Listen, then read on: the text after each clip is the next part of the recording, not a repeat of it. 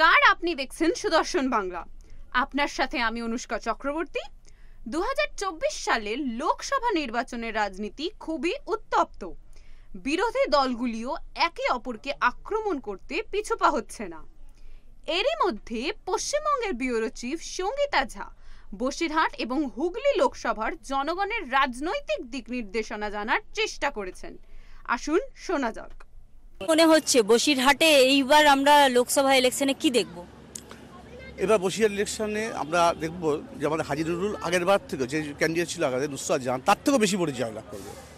নুসরাত জাহাঁকে নিয়ে কি প্রবলেম হলো যে আবার ওনাকে? পার্টির অভ্যন্তরীণ ব্যাপার, ঠিক আছে, পার্টি এটা সিদ্ধান্ত। আপনি মানছেন যে নুসরাত জাহাঁ ছিল বলে অসুবিধা? না না, একজন লোকসভায় অভ্যন্তরীণ ব্যাপার, পার্টি যে মাকে মনে করবে তাকে দাঁড় করাতে পারে। একজন লোক সবসময় দাঁড়াবে তার তো কোনো মানে নেই। এটা আমাদের হাজি নুরুল এর আগেও ছিল আমাদের এখানে সংসদ ছিলেন, ঠিক আছে, তারপর উনি বিধানসভায় বিধায়ক হয়েছেন, আবার তাকে ডাকা হয়েছে। অতএব হাজি নুরুল, আমরা আশা আছে হাজি নুরুল অন্তত 3.5 লাখের বেশি ভোটে জিতবে এখান থেকে। হাজি নুরুল 3.5 লাখ থেকেও বেশি ভোটে জিতবে, কি বলবেন? আসল কথা দেখুন, 2019 সালে গত লোকসভা নির্বাচনে নুসরাত জাহানকে আমাদের বসিরহাটের মানুষ জেতালেন, জিতিয়ে তাকে সংসদে পাঠালেন। কিন্তু আমরা কি দেখলাম, আমাদের বাড়ির কাছে পাশের বিধানসভা সন্দেশখালীতে যখন মা বোনেদের ওপর অত্যাচার হচ্ছে তখন তিনি টিকটকে ভিডিও বানাচ্ছেন, আমরা তাকে টিকটকে দেখতে পাচ্ছি। এরপর তারা তৃণমূল কংগ্রেস কি দেখলো যে আমাদেরকে এই আসন যে করে হোক বার করতে হবে, এবং তার জন্য তাদের একটাই অস্ত্র, সেটা হচ্ছে মাইনরিটি ভোট বা মুসলমান ভোট।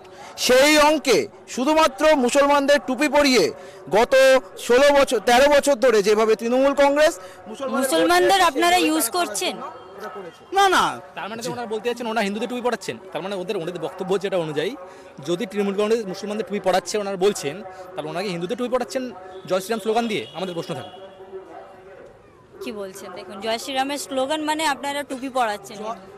জয় শ্রীরাম, এটা রাম সকলের, রাম সকলের। এখন তো জয় শ্রীরামে গবি হাকিমও হাত জোর করে রাম। এখন টিএমসি পার্টি নিজেও অনেক জায়গায় শোভাযাত্রা বার করেছিল, আপনারা জানেন। জয় শ্রীরাম কত অর্থটা কি আগে জিজ্ঞেস করুন ওদের, জয় শ্রীরাম কত অর্থটা, জয় শ্রীরাম কত অর্থটা কি? আমার ধারণা, আমি বিভিন্ন ধর্মগ্রন্থ থেকে পড়ে দেখেছি, এই যে বিক্রমাদিত্য একটা আছে না, রাজা বিক্রমাদিত্য একটা যারা যারা ভালো রাজা হয়েছে তারাই বিক্রমাদিত্য, যারা যারা ভালো রাজা হয়েছে তারাই রাম। মনে রাখবেন, মহাত্মা গান্ধী রামরাজত্ব প্রতিষ্ঠার কথা বলেছিলেন। আজকে রামরাজত্ব কথা কিন্তু নতুন নয়। আমাদের বাঙালি যে আমরা যে বাঙালি, আমাদের রামচন্দ্র কিন্তু সেই বাল্মীকি রামায়ণের রাম নয়, আমাদের কিন্তু বাঙালি রামায়ণ কীর্তিবাসী রামায়ণের রাম। আমাদের রামচন্দ্র কিন্তু কাঁদে, আমাদের সেই বাঙালির কিন্তু সেই ওই রাম নয়। আমরা আমাদের বাঙালি অবাঙালিকে ভেঙে দাও এবং তার সাথে তোষণ মিশিয়ে দাও, দিয়ে ভোটটাকে ক্যাপচার করে রাজ করো। এটাই হচ্ছে তৃণমূল কংগ্রেসের একদম একদম একটা আমরা বাঙালি করে নিয়েছি কীর্তিবাসী রামায়ণের মাধ্যমে। রাম শব্দ অর্থ রোমিং, মানে ঘোড়া। মায়েরা কি বাঙালি ছিল না? তখন আমাদের বাংলার মেয়ে, তথাকথিত কোট অ্যান্ড কোট বাংলার মেয়ে মমতা ব্যানার্জি কোথায় ছিলেন? সেই সন্দেশখালীতে যখন বাঙালি মা বোনদের উপর অত্যাচারিত হচ্ছিল, তখন এই সন্দেশখালীর কালপ্রিট শেখ শাহজাহানকে পাশে দাঁড়িয়ে মমতা ব্যানার্জি পার্লামেন্টে বক্তব্য রাখছেন, আপনারা সেটা টেলিভিশনে দেখিয়েছেন। তাহলে সেই জায়গায় দাঁড়িয়ে আজকে বাঙালি অবাঙালি, বাংলার মেয়ে বাঙালির বাইরের মেয়ে, বহিরাগত। ভাষার রাজনীতি কেন? ভাষার রাজনীতি নিয়ে বলছেন? কি বলছেন? ভাষার রাজনীতি নিয়ে বলছেন? না না, ভাষাটা না, আমাদের বাংলার একটা আলাদা সংস্কৃতি আছে। বাংলা সংস্কৃতি মিশ্র সংস্কৃতি। এই মিশ্র সংস্কৃতির জন্ম হয়েছে সেই চর্যাপদের আমল থেকে, তারপর থেকে আরম্ভ করে চণ্ডীদাসের আমল থেকে, তারপরে বিদ্যাপতি দিয়ে রবীন্দ্রনাথ নজরুল গিয়ে সবচেয়ে আমাদের বাঙালি পরম্পরা চলছে। মমতা ব্যানার্জির সেই পরম্পরা তো মিশ্র সংস্কৃতির ধারক এবং বাহক, মনে রাখতে হবে কথাটা। এইখানে হঠাৎ করে যেই বিজেপি আসলো, সঙ্গে সঙ্গে ধর্মভিত্তিক ভাগ করে দিল। বিজেপির এজেন্ডাই হচ্ছে আগে ধর্মভিত্তিক ভাগ করে দাও, তারপরে 2024 সালে এই বছর রেড রোডে নামাজের মঞ্চ থেকে মমতা ব্যানার্জি ওখানে দাঁড়িয়ে বলেছেন বিজেপিকে ভোট দেবেন না, এনআরসি সিএ করে মুসলমানদেরকে দেশ থেকে তাড়াবে। একথা বিজেপি নেতা বলেছেন না মমতা ব্যানার্জি বলেছে? এনাদেরকে জিজ্ঞেস করুন। সিএ হয়, দেখুন ব্যাপারটা হচ্ছে, ব্যাপারটা হচ্ছে ডিভাইডেশন যে রাজনীতি শুরু করেছে বিজেপি। এই যে রাম রাজত্ব নিয়ে যে ওনারা কথা বলছেন, যে ওনারা একটা কথা বলুন, রাম রাজত্বকে ইস্যুকে বাদ দিয়ে ওনারা ভোটের কোন রাজনীতি নিয়ে কথা বলেছেন আজ পর্যন্ত? আর এখন সন্দেশখালী শুনিয়ে বসিরহাট নিয়ে কথা বলছেন। আমার বক্তব্য একটাই, উনি রাম রাজত্ব ছাড়া, রাম জয় শ্রীরাম ছাড়া আর কোন কোন কাজের সাথে বিজেপি যুক্ত আছে, যারা উন্নয়নের কাজ করছে? একটা কথা বলতে বলুন তো আমাদের সিএ করছে, আচ্ছা দেখুন, সিএ নিয়ে আপনাদের একটা রয়েছে যে না সিএ লাগু হয়ে গেলে নাকি এখানের যারা CA প্রাথমিক স্টেপ, তারপরে এনআরসি। আজকে আসামে দেখুন, আসামে ডিটেকশন ক্যাম্প কাটা হয়েছে। এনআরসি হলে কি লোকজনকে তাড়িয়ে দেবে এখান হ্যাঁ, থেকে? সিএ প্রাথমিক স্টেপ এনআরসি। সিএ আর এনআরসিটা কি কি সিএ এনআরসি, আসামের সিএ এনআরসি এবং পশ্চিমবঙ্গ এবং সারা ভারতের সিএ এনআরসির মধ্যে ডিফারেন্স আছে, আগে ওদেরকে পড়তে বলুন। দাদা একটা প্রশ্ন করেছেন যে বিজেপি শুধু জয় শ্রীরামের কথা বলছে, কিছু কাজের কথা বলছে না। আমি আপনাদেরকে ডেটা দিচ্ছি, ওনাদেরকে ফ্যাক্ট চেক করে আমাকে কাটতে বলবেন। এই বসিরহাট লোকসভার জন্য কেন্দ্র সরকারের তহবিল থেকে জল জীবন মিশনে 3,01,867টা ট্যাপ কানেকশন দেওয়া হয়েছে।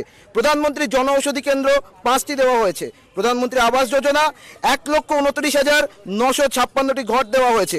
প্রধানমন্ত্রী গরিব কল্যাণ যোজনা 22,20,668 জন ব্যক্তি বিনামূল্যে রেশন পাচ্ছেন। ওনারা কি করেছেন এই লোকসভার জন্য? আপনি ওদেরকে প্রশ্নটা করুন। কারণ ওনাদের বক্তব্য হচ্ছে লোকসভা ভোট এসছে মানে আমাদের প্রধানমন্ত্রী সাহেব লোকসভার ভোটের জন্য এটা করেছেন। আমাদের মানুষ সারা বছর আমি শুধু এটাই এখন লাস্টে এটাই জানতে চাই যে ডেভেলপমেন্টের জন্য বসিরহাটে কি হয়েছে, এটা আমার লাস্ট কোশ্চেন। বসিরহাট ঘুরে আসুন, প্রত্যেকটা ওয়ার্ড ঘুরে আসুন। ওনারা তো জানেন, ওনাদের তো 13 নম্বর ওয়ার্ড বা কোন নম্বর ওয়ার্ড হয়তো আছে, তো প্রত্যেকটা ওয়ার্ডেই আপনি ঘুরে আসুন। ঘুরে এসে কাজ হয়েছে কিনা আপনার দেখতে বুঝতে পারবেন, রাস্তা থেকে শুরু করে লাইট থেকে কতটা কাজ হয়েছে? অনেক কাজ হয়েছে, 100% কাজ হয়েছে। যেমন আমরা লাইটের কাজ হয়েছে, ড্রেনের কাজ হয়েছে, বাড়ি বাড়ি জলের কাজ হয়েছে, প্রত্যেকটা কাজই হয়েছে। আচ্ছা, আর রোজগার নিয়ে সবসময় বিজেপি আপনাদের ওপরে একটা কোশ্চেন মার্ক না? না না, রোজগার নেই, অনেক ফ্যাক্টরিজ গুলো বন্ধ হয়ে যাচ্ছে। বাইরের লোকরাও আমাদের দেশে আমাদের রাজ্যে আসছে, এটা হচ্ছে বাইরে। আরো চাকরিগুলো কোথায় গেল? এই যে এত চাকরি বলেছিল, সেই চাকরি সেন্টার কোন আপনার বাইরে থেকে তো আমাদের এখানে আসছে, সুতরাং এটা ভারতবর্ষ, যে কোথায় কাজ করবে বিভিন্ন জায়গায়। এখানের বাঙালিগুলো বাইরে যাচ্ছে না? হ্যাঁ, বাংলাও যাচ্ছে, হ্যাঁ অনেক আছে বাইরে। বাংলাও যাচ্ছে। কত ব্যাপক সংখ্যায় মানে আমাদের পরিযায়ী শ্রমিকরা এখানে এসছে। আপনারা দেখেছেন করোনার সময় যখন করোনা পরিস্থিতিতে বাইরে থেকে শ্রমিকদেরকে এখানে আনা হচ্ছে, প্রধানমন্ত্রী স্পেশাল ট্রেন দিয়েছিলেন, তখন কত সংখ্যায় বাঙালি যারা পরিযায়ী শ্রমিক তারা বাইরে থেকে, মহারাষ্ট্র থেকে, গুজরাট থেকে, ইভেন বিহার থেকে, যারা আমাদের থেকে পিছিয়ে আছে, সেখান থেকে আমাদেরকে শ্রমিকরা ফিরছে। এরা রোজগারের কথা বলছে। আপনি দেখে আসুন, বছর 3 ধরে ধর্মতলার গান্ধী ময়দানে, গান্ধী মূর্তির পাদদেশে আমাদের চাকরি প্রার্থীরা, এসএসসি চাকরি প্রার্থী, প্রাইমারি টেট পাস করে চাকরি প্রার্থী, তারা ওখানে বসে রয়েছে। আর আমাদের শিক্ষা দপ্তর, এন্টায়ার এডুকেশন মিনিস্ট্রি, ডেভেলপমেন্টের নামে কি আছে? দুটো লাইট আর দুটো রাস্তা। ডেভেলপমেন্ট কাকে বলে? আজকে আপনি ওনাদেরকে প্রশ্ন করুন, ডেভেলপমেন্ট ওনারা রাস্তা লাইট, এনারা বলছেন তো রাস্তা লাইট করেছেন। আজকে প্রধানমন্ত্রী যে আবাস পাঠিয়েছেন প্রত্যেকটা গরিব মানুষের মাথায়। ডেভেলপমেন্ট হয়েছে, নেতা মন্ত্রীরা জেলে গিয়েছে, শিক্ষামন্ত্রী জেলে, খাদ্যমন্ত্রী জেলে, এটাই 3 নম্বরের ডেভেলপমেন্ট। আর এরা কোথায় কোথায় গুজরাট ইউপি চলে যায় না, আজ ডেভেলপমেন্ট কাকে বলে ইউপি গুজরাটকে দেখা হোক, তাহলে আরো ভালোভাবে জানতে পারবে। কি মনে হচ্ছে এইবারে হুগলি জেলায় কার ঝড়, কি মনে হচ্ছে? আমরা তো বাড়ি থেকে বেরোই না, বাড়ির বউ সাধারণত। এবার দিদি নাম্বার 1-এ রচনা দিকে দেখি, সেই হিসাবে তাকে সামনাসামনি দেখার জন্যই আরো দাঁড়িয়ে আছি। এবার হাওয়া কোন দিকে বইবে কি করে বললি বলুন। এর আগে আপনারা লকেট দিকে দিয়েছিলেন, তো কিরকম এখানে কাজ হয়েছে, কিরকম উন্নয়ন? আমরা লকের দিকে দিয়েছি কি কাকে দিয়েছি সেটা তো ঠিক নয়, আমরা কাকে দিয়েছি সেটা জেতা হয়েছে। হ্যাঁ, জিতেছেন সেটা বলতে পারি। এটা হচ্ছে এবারে কি দেখে ভোট দেবেন? এবারে দেখি, এখনো কোনো চিন্তা ভাবনা করিনি, এখনো ভোটের তো প্রায় 1 মাস দিন। তাহলে এখন আপনারা অনেক আনন্দে আছেন যে দিদি নাম্বার 1-এর অবশ্যই রচনা দিকে দেখে? অবশ্যই অবশ্যই। তো শুধু ওই দিদি নাম্বার 1 দেখেই ভোট দেবেন না, আরো কিছু চাইছেন যে হ্যাঁ এখানে দেখুন, মানুষের আশা তো থাকেই। মানুষের কোনোদিনও মানে কেউ সে বলে নরের মন না পায় নারায়ণ। মানুষের চাহিদা কিন্তু কোনো শেষ থাকে না। মানুষ পেতে ইচ্ছা করে খুবই, সব কিছুই সুখে থাকতে ইচ্ছা করে মানুষ। সেই হিসাবে যদি আমরা কিছু পাই, নিশ্চয়ই তিনি আবার আসবেন, এর পরের ভোটেও নিশ্চয়ই আবার আসবেন। যদি এ ভোটে তিনি জেতেন, নিশ্চয়ই এর পরের ভোটেও আবার আসবেন। এর আগেও অভিনেত্রী ছিলেন এখানের হুগলি জেলার সাংসদ, এখন আবার বিজেপির তরফ থেকে ক্যান্ডিডেট অভিনেত্রী, তারপর টিএমসির তরফ থেকেও ক্যান্ডিডেট অভিনেত্রী। তো কি দেখে ভোট দিতে যাবেন? যে ভালো কাজ করবে তাকে দেখি ভোট দিতে। কি করে বুঝবেন কে ভালো কাজ করবে? সেইটাই, কে কি করে বুঝবো, ওইটাই তো হচ্ছে আসল। কি করে বুঝবেন? এর আগে যিনি ছিলেন সাংসদ কেমন কাজ করেছেন?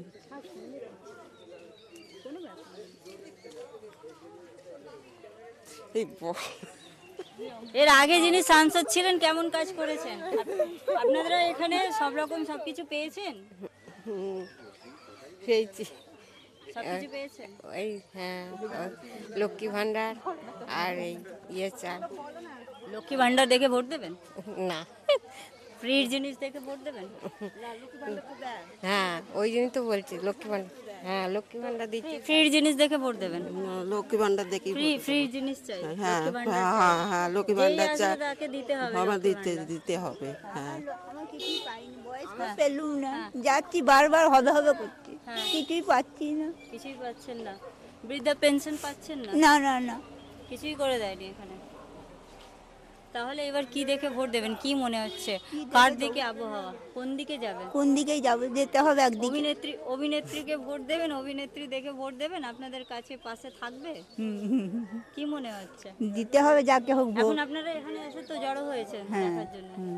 আমাদের এইখানেই বাড়ি। আচ্ছা, এখানেই বাড়ি। এখন এখানটা কেন এসেছেন? এই জায়গাটা দাঁড়িয়ে আছেন দেখার জন্য? হ্যাঁ এখানে পাশেই হ্যাঁ, আছে? দেখার জন্য। আচ্ছা, ঠিক।